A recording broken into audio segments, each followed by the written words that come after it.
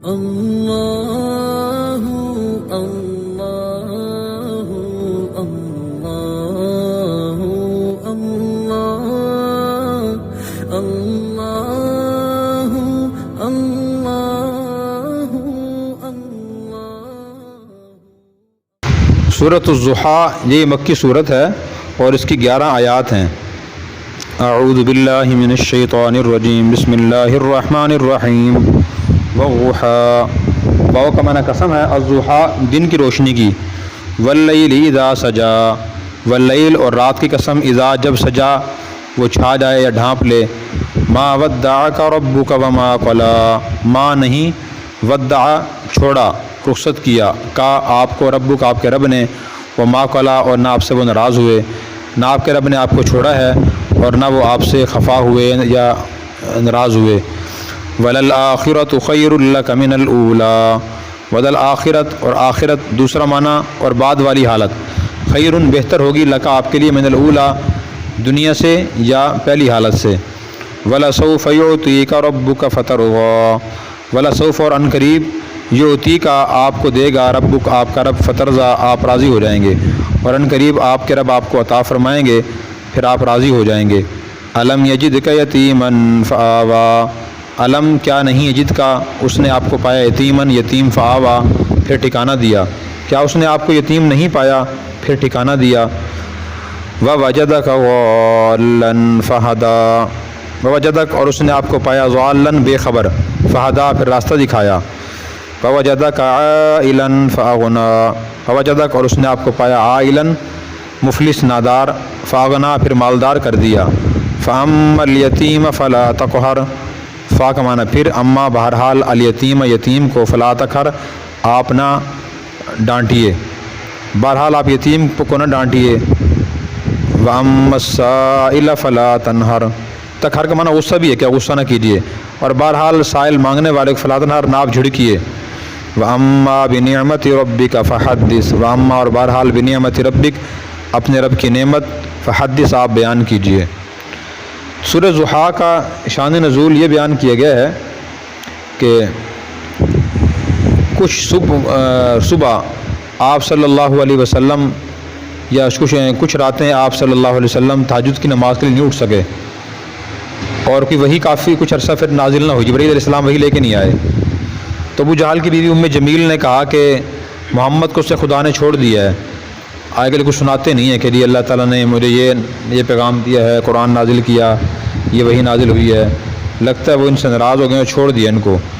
تو ایک تو آپ صلی اللہ علیہ وسلم کو وہی نہ آنے کی پریشانی تھی، جب دشمن نے یہ تانا دیا اس کی وجہ سے آپ پریشانی بڑھ گئی اور آپ بہت پریشان ہو گئے، تو اللہ تعالیٰ نے یہ صورت نازل فرمائی اور فرمایا کہ دن کی روشنی کی قسم، ضحیٰ کہتے ہیں چاشت کے وقت کو، دن کی روشنی کی قسم، واللیل اذا سجا اور رات کی جب وہ چھا جائے، ما ودعک ربک وما قلی آپ کے رب نے آپ کو چھوڑا نہیں ہے اور نہ وہ آپ سے ناراض ہوئے۔ تو رات اور دن کی قسم اس لیے اٹھائی اللہ تعالیٰ نے، جس دنیا میں دن اور رات آتے ہیں نا، کبھی اندھیرا ہوتا ہے کبھی روشنی ہوتی ہے، تو آپ صلی اللہ علیہ وسلم کو اللہ تعالیٰ نے بتلایا کہ آپ کے ساتھ بھی ایسے ہی ہوگا، کبھی آپ خوش ہوں گے کبھی پریشان ہوں گے کہ وہی آئے کہ وہی نہیں آئے گی، تو اس سے آپ پریشان نہ ہو کہ وہی کیوں بند ہو گئی ہے، یہ حالات چلتے رہتے ہیں۔ اور لیکن جو اشکال اور اعتراض کیا جا رہا ہے کہ آپ کے رب نے چھوڑ دیا، آپ کے رب نے چھوڑا نہیں آپ کو، نہ آپ سے ناراض ہوئے ہیں۔ پھر فرمایا کہ وَلَلْآخِرَةُ خَيْرٌ لَكَ مِنَ الْأُولَىٰ، اس کے دو مطلب، ایک مطلب تو یہ کہ جو آخرت ہوگی وہ آپ کے لیے دنیا سے بہتر ہوگی، ہر لحاظ سے بہتر ہوگی،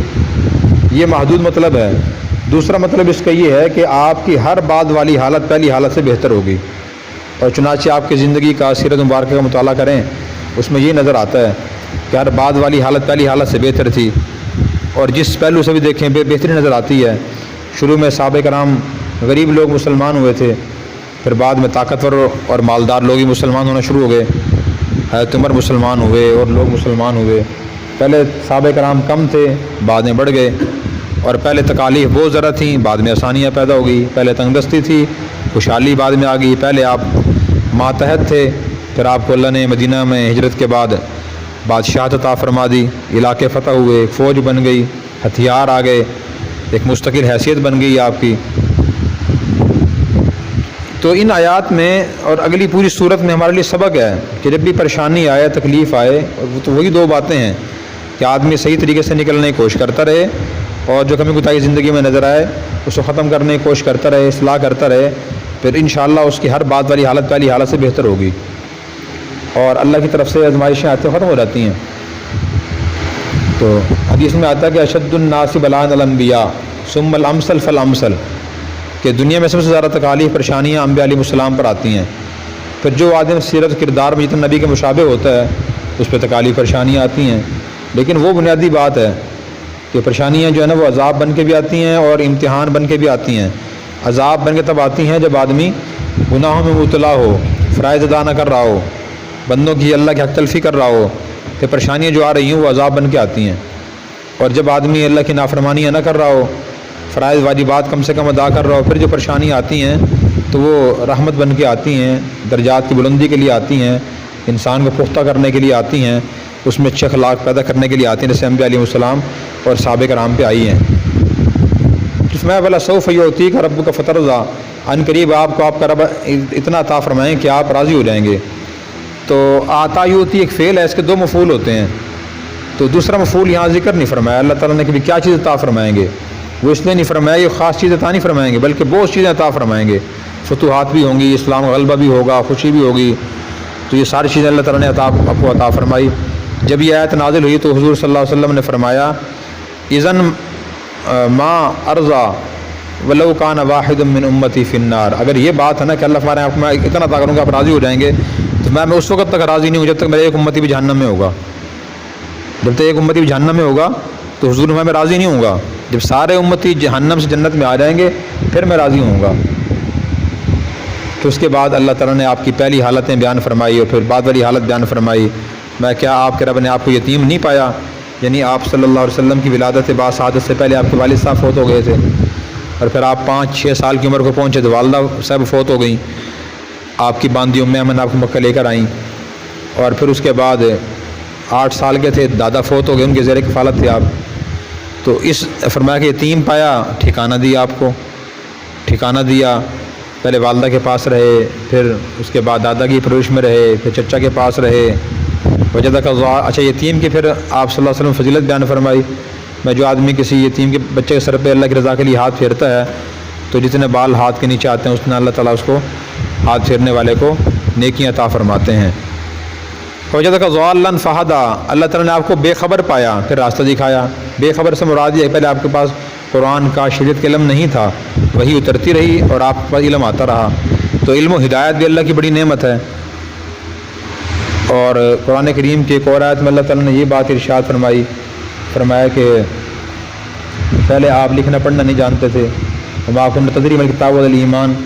ولکن جعلناہ نورا نہدی من نشاء من عبادنا، آپ نہ پہلے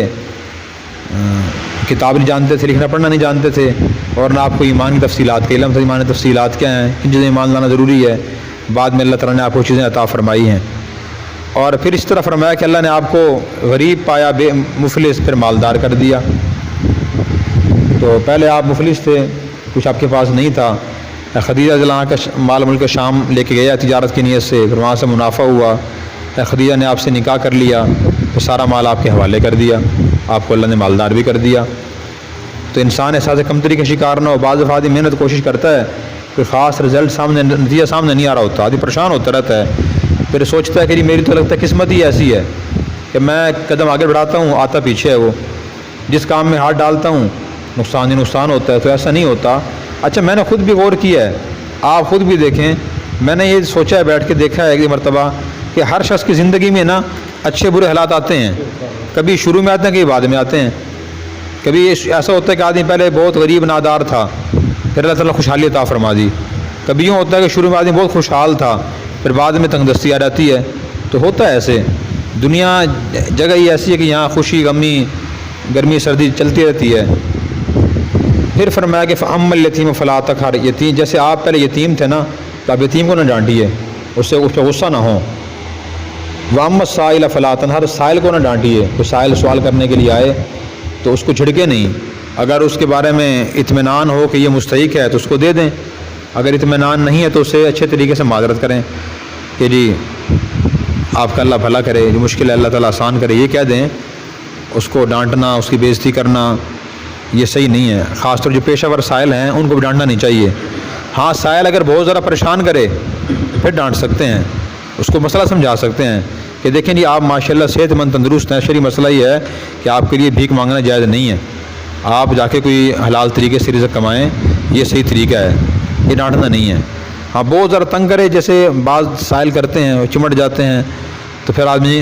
حقارت کی نیت سے نہیں، اصلاح کی نیت سے ڈانٹ سکتا ہے۔ تو نیت کے برابر دخل ہوتا ہے کہ آدمی کسی کو حقیر سمجھ رہا ہے، وہ تو ٹھیک نہیں ہے۔ اب اس کی صورتحال مخفی ہے، معلوم نہیں کہ وہ اندر سے مستحق ہے یا نہیں ہے، صورتحال اندرونی کیا ہے اس کی ہم تو نہیں جانتے، تو لیکن ڈانٹنا نہیں چاہیے، نرمی سمجھا دینا چاہیے۔ میں وَأَمَّا بِنِعْمَتِ رَبِّكَ فَحَدِّثْ، آپ نے رب کی نعمت کو بیان کیجئے۔ اپنے رب کی نعمت کو بیان کرنے کے دو مطلب ہیں،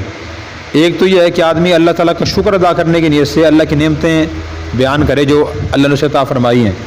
اور خاص طور پہ جہاں ضرورت ہو، مثلا جہاں ضرورت ہے تو آدمی وہاں کہہ دے، اپنی اولاد کو ترغیب دینے کے لیے، شاگردوں کو سمجھانے کے لیے، یا ماتحتوں کو تنبیہ کرنے کے لیے کہ دیکھیں اللہ تعالیٰ نے مجھ پر یہ مہربانی فرمائی، مجھے نماز پڑھنے توفیق بھی ہو جاتی ہے، الحمدللہ تلاوت کی توفیق بھی ہو جاتی ہے، کچھ میں نے شریعت کے علم بھی حاصل کر لی الحمدللہ۔ تو اس نیت سے بیان کرنا چاہیے، اس انداز سے، نہ کہ فخری انداز سے۔ فخری انداز سے کہنا کہ میں نے جو کارنامے انجام دیے ہیں یہ اور انجام دے سکتا ہے، کوئی نہیں کر سکتا، تو اس نظریے سے، اس انداز سے کہنا غلط ہے۔ دوسرا اس کا مطلب یہ ہے کہ اپنے رب کی جو نعمتیں ہیں ان کا آدمی صحیح استعمال بھی کرے۔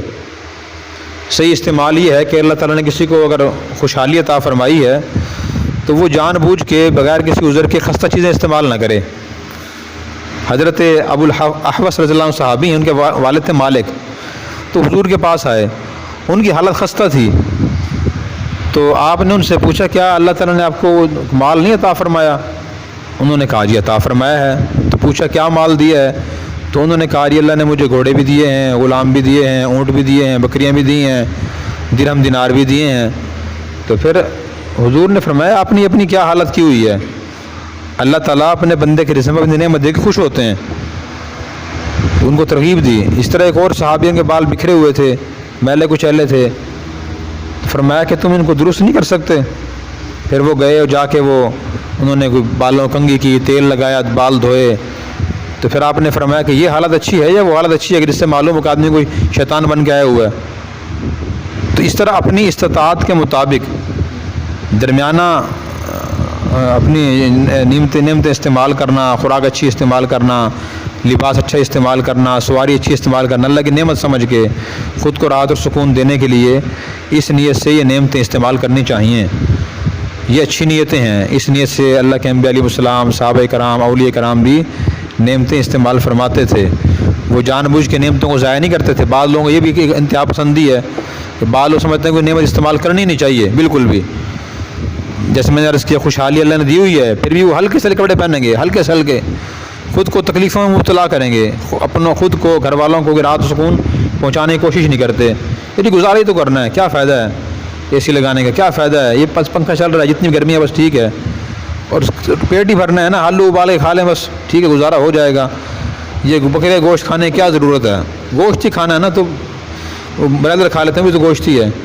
بعض لوگوں کا ذہن یہ ہوتا ہے۔ اب اس بارے میں آپ صلی اللہ علیہ وسلم کا مزاج دیکھیں، آپ ہمارے آئیڈیا ہے نا، آئیڈیل ہیں، نمونہ ہیں، آپ کا مزاج کیا تھا؟ آپ کھانے میں زیادہ کھانا نہیں کھاتے تھے لیکن اچھی چیز استعمال فرماتے تھے۔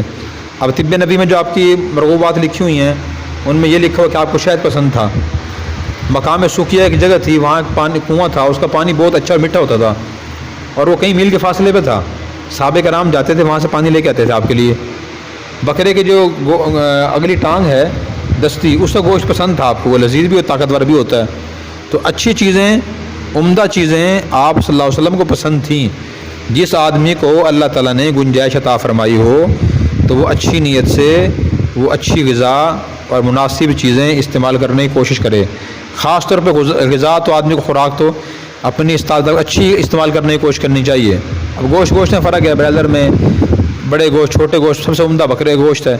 جس کو اللہ نے گنجائش دی تو کوشش کرے وہ استعمال کرے۔ تو یہ اللہ تعالیٰ فرمانا ہے اپنے رب کی نعمت کو بیان کیجیے، ایک تو زبانی آدمی بیان کرے، اور نمبر 2 اپنی استطاعت کے مطابق آدمی اچھی چیز استعمال کرنے کی کوشش کرے اللہ کی نعمت سمجھ کے، نہ کہ فخریہ نیت سے لوگ دیکھ کے تعریف کریں ماشاءاللہ کپڑا اچھا ہے جی، گاڑی بڑی اچھی لی ہے ماشاءاللہ، اپنے مکان بڑا اچھا بنایا، بڑے بازوق آدمی ہیں آپ، اگر اس نیت سے آدمی پہنے وہ گناہ ہے۔ نبی کریم صلی اللہ علیہ وسلم نے ارشاد فرمایا من لبس ثوب شہرۃ البسہ اللہ ثوب مذلۃ یوم القیامہ، جو شہرت کی نیت سے لباس پہنے گا اللہ تعالیٰ اس کو ذلت کا لباس پہنائیں گے۔ اگر نیت درست ہے تو چیز آدمی اچھی استعمال کر رہا ہے تو وہ شرعی لحاظ سے برا نہیں۔ اسی طرح علماء نے یہ بھی لکھا ہے اس کی تعریف میں، اس کی تشریح میں، کہ اللہ کی نعمت کو بیان کرنے کا مطلب یہ بھی ہے کہ آدمی زبان سے ہی بیان کرے اور نعمت کو صحیح استعمال بھی کرے۔ اللہ ہمیں عمل کی توفیق عطا فرمائے۔ اور اگر آپ نے ابھی تک ہمارا چینل سبسکرائب نہیں کیا تو فوراً سبسکرائب کیجئے، ساتھ ہی بیل آئیکن پر کلک کریں تاکہ مزید آنے والی ویڈیو ہیں وہ آپ کو وقت پر ملتی رہیں۔ اللہ